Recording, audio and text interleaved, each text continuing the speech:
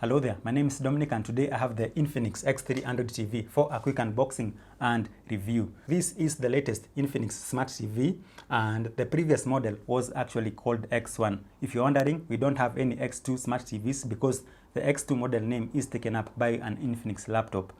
This particular TV is a 43-inch Full HD Smart TV with Chromecast built-in, Dolby Audio, HDR10, and for the very first time on an Infinix TV, we have Google Assistant built in.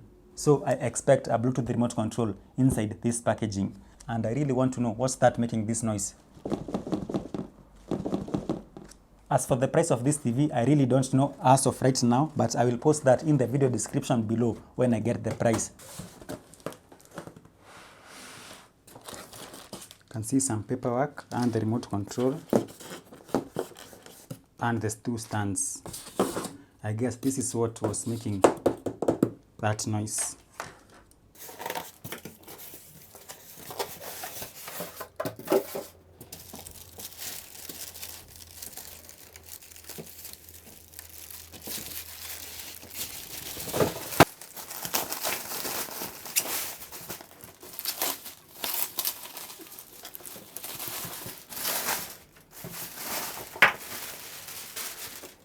And here we have the accessories. We have the two stands for the right side and the left side. To attach this, we have the screws and we also have a stand installation guide. The other paperwork we have is the user manual.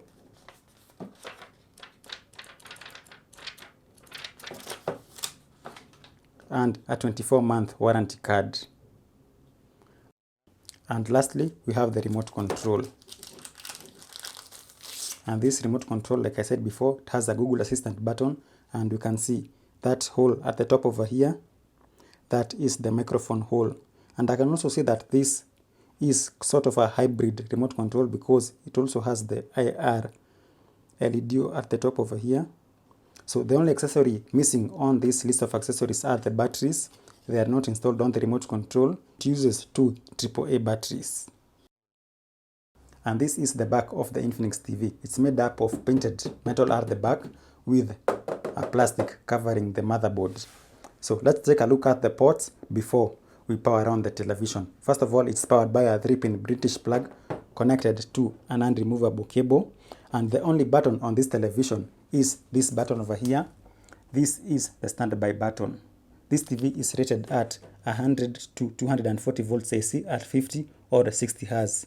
The power consumption is 75 watts. From your left, we have a digital out port. We have a LAN cable, an antenna port for digital TV, a satellite port, a mini component input. I didn't see that accessory in the list of accessories.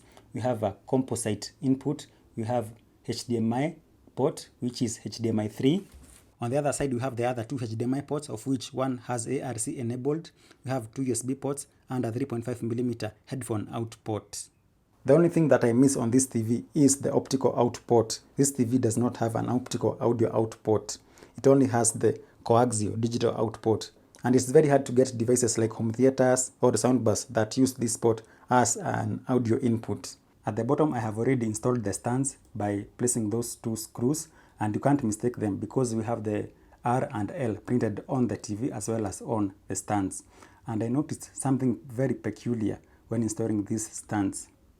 What you can see inside here are two speakers. We have a tweeter speaker over here and we have a bigger speaker, I believe, for the bass or the low end. So I expect very good music response from this television. So let's power it on and see how it behaves. The Infinix X3 Android TV adopts what is known as a frameless TV design. Of course it has a frame, but the frame is like only 2mm thick.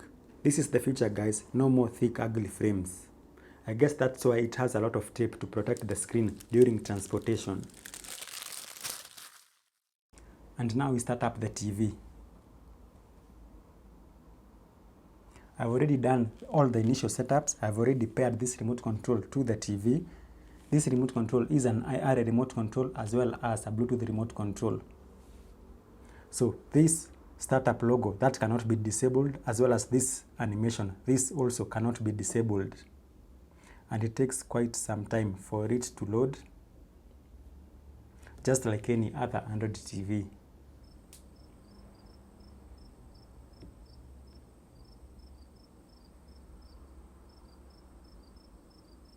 And I also like this screen because it's a little bit dark, so not a lot of reflections will show on this TV. You can comfortably use this TV in a very bright room.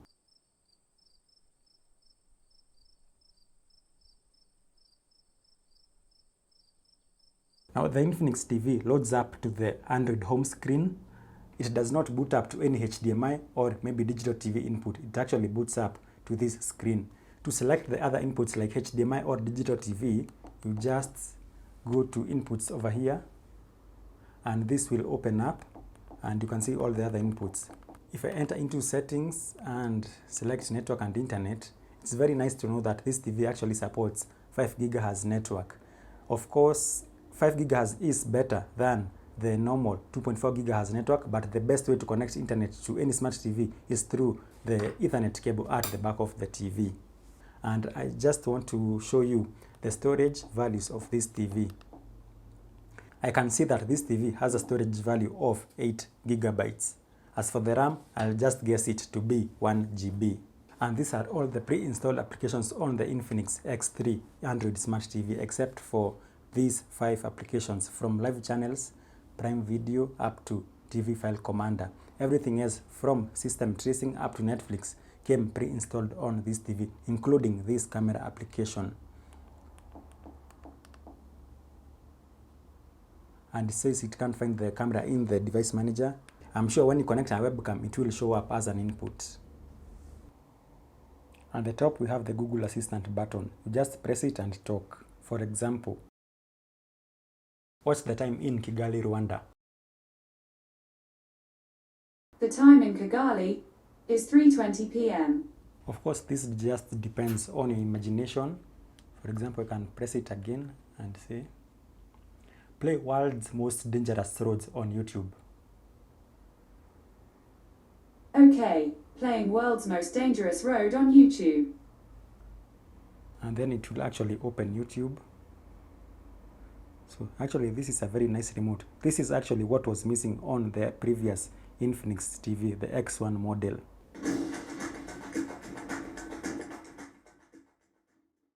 This is the previous Infinix remote control from the Infinix X1 Smart TV, and this is the new remote control. I actually prefer this one because you can see you can actually use this. You just press the Google Assistant button and you search for whatever you want to search using your own voice instead of using your time just typing on the screen.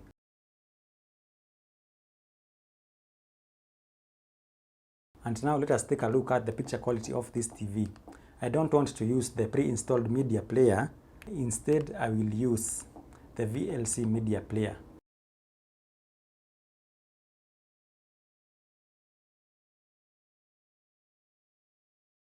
This TV actually has very decent picture qualities. This is a full HD video, 1080p video, and if you're a technical guy, this screen is a 43-inch full HD LCD screen with a 60 Hz refresh rate.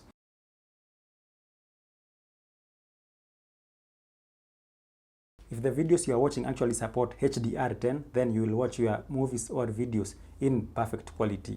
This TV also has some very decent speakers. You saw the 2 speaker setups that I showed you while I was unboxing this TV.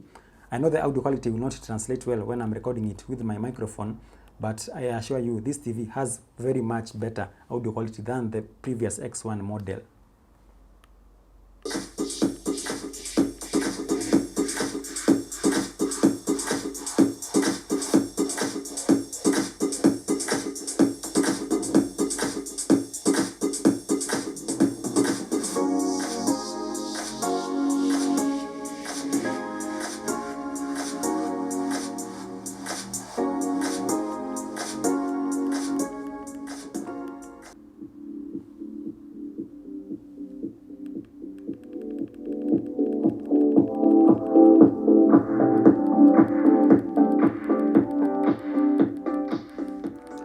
And it's actually very loud. Like that level is enough to watch a movie on that level. Any further down and it's mute. So let's take a look at the remote control for a while. This is the back button, this is the menu button, and with this you can actually change the picture, sound or system settings. and this is the home button. The home button will take you to the Android home screen over here. And this remote control also has 3 direct buttons. We have the Netflix, YouTube, and the Google Play. And this Google Play button is actually very useful. This will take you directly to the Google Play so that you can install other applications. While on music applications like Spotify, you can actually change the sound settings. I would suggest you leave pure sound to on because it actually selects the best sound mode for the content you are watching. A little further down, you can see output device. You can actually select the TV speaker, or you can select the SPDIF or the Coaxial Audio Output, that port we saw at the beginning of the video.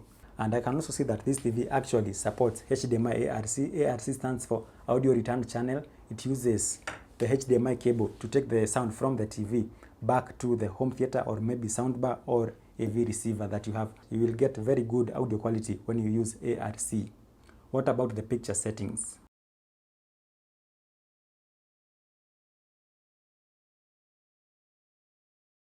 These are all the picture settings, from standard all the way down to personal. Personal, you will have to select these levels on your own. And finally, the system settings. First of all, we have HDMI CEC settings. HDMI CEC. CEC stands for Consumer Electronics Control. With this setting, you can actually control this TV using the peripheral devices like maybe your home theater, your PlayStation, or anything like that. Like for example, when you switch off the TV, it will actually switch off your PlayStation or vice versa.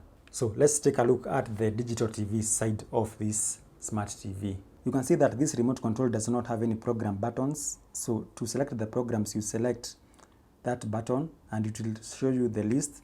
And then using the navigation buttons, you can select whatever program you want and then you press OK and it will change the program. And this actually shows you a lot of information at the top of the screen.